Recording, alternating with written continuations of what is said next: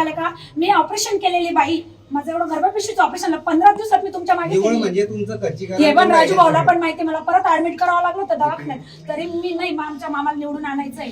मग तुम्ही बोला ना मामा, तुम्ही आमदार तुम्हीच स्थायिकी येत नाही, बाकीच्यांचा संबंध येत नाही त्यांच्या तिकीट द्यायचा, आमदारच तिकीट देईन असा निर्णय पाहिजे. मी नरेंद्र मोदी पर्यंत पोहोचीन की असं कसं काय करता, असं हे लक्षात ठेवा मामा.